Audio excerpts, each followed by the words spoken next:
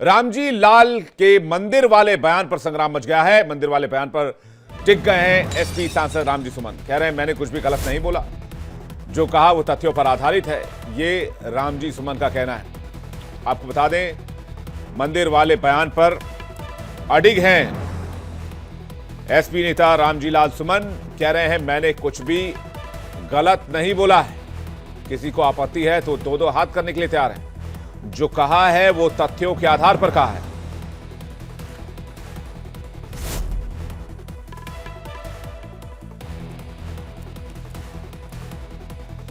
तो एक बार फिर से विवादित बयान दिया है रामजी लाल सुमन ने।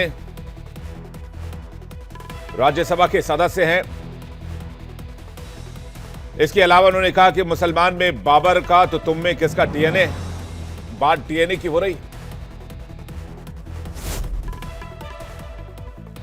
और एक और बड़ी खबर आपको बता दें, इसी से जुड़ी हुई सपा सांसद रामजी लाल का विवादित बयान। करणी सेना पर रामजी लाल सुमन का विवादित टिप्पणी। मुसलमानों में बाबर का डीएनए तो तुम में किसका डीएनए। रामजी लाल ने करणी सेना को दी चेतावनी, मैदान तैयार है, अब दो दो हाथ होगा। राणा सांगा पर बवाल अभी थमा भी नहीं। इसी बीच आगरा में सांसद रामजी लाल सुमन ने अपने बयान में बीजेपी और करणी सेना को चेतावनी दे डाली। उन्होंने कहा कि मैदान तैयार है, दो दो हाथ कर लेंगे। रामजी लाल यहीं नहीं रुके। उन्होंने कहा अगर मुसलमानों के अंदर बाबर का डीएनए है तो तुम में किसका डीएनए है।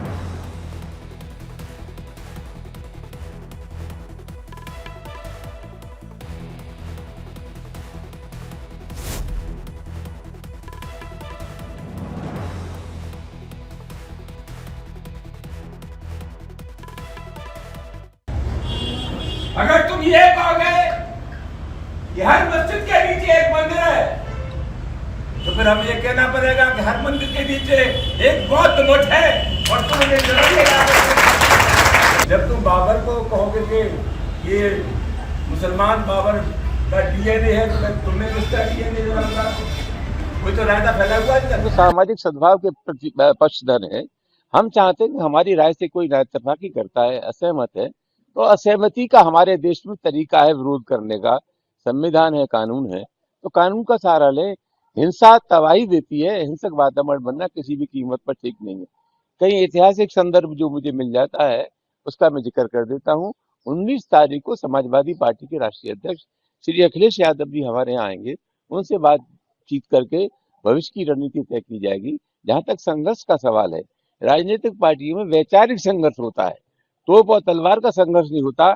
हमारे आदर्श गांधी लोहिया और जयप्रकाश जी है, हमारा अहिंसा में पूरा विश्वास है। तो भविष्य की रणनीति बना करके अहिंसक तरीके से आंदोलन होगा, यही मेरा मकसद था।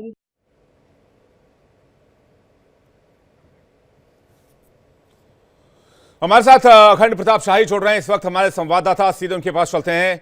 अखंड, आखिर क्या इशारा देना चाह रहे हैं रामजी लाल सुमन? इस तरह के बयान से क्या सपा को फायदा होगा?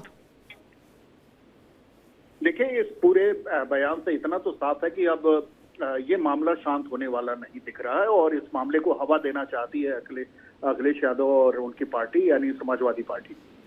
रामजी लाल सुमन का ये बयान कि 19 तारीख को अखिलेश यादव आ रहे हैं आगरा और उनके साथ मिलके हम आगे की रणनीति तय करेंगे, हम दो दो हाथ करने को तैयार हैं, मैदान सज चुका है, ये सारी चीजें, तुम गड़े मुर्दे मत उखाड़ो, तुम्हारे अंदर किसका डीएनए है, ये सारी बातें जो उन्होंने कही हैं, ये सारी बातें ये बताती हैं कि वो दरअसल अपने मर्जी से नहीं कह रहे हैं। इनके पीछे कहीं ना कहीं समाजवादी पार्टी को एक वो फायदा दिखाई दे रहा है और समाजवादी पार्टी का समर्थन उनको है। और जिस तरीके से करणी सेना आरोप लगा रही है कि अखिलेश यादव का सपोर्ट है इस पूरे मामले में और अखिलेश यादव का आगरा दौरा होना और उसके पहले एक बार फिर रामजी लाल सुमन का इस तरीके का बयान देना, रामजी लाल सुमन शायद अगर इस मसले को लेके अगर माफी मांग लेते या इस मसले को लेकर पीछे बैकफुट पे आते हुए दिखाई देते तो ये तय हो जाता कि आने वाले वक्त में किस तरीके से ये राजनीति आगे बढ़नी है।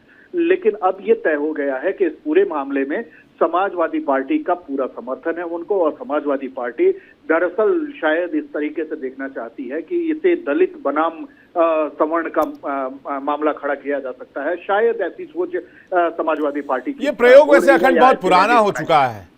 इस देश में मंडल वर्सेस कमंडल की राजनीति हमने देखी, भूरा बाल साफ करो जैसा नारा देखा। क्या ये प्रयोग दोबारा करने से राजनीतिक पार्टियों को लाभ मिलने वाला है? ये पुरानी सोच है या फिर वाकई अभी भी इस तरह की राजनीति में कोई दम बचा है?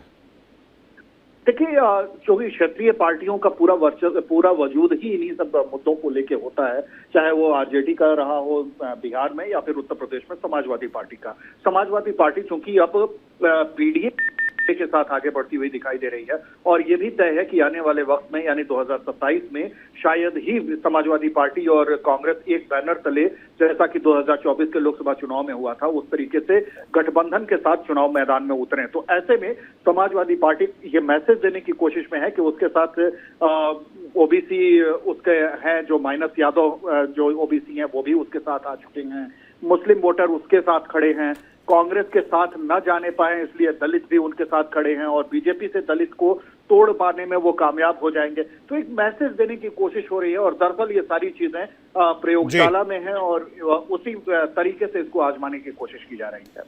जी, बहुत बहुत शुक्रिया अखंड हमारे साथ बातचीत करने के लिए और अपना कीमती वक्त में देने के लिए। आगे भी आपसे अपडेट्स लेते रहेंगे।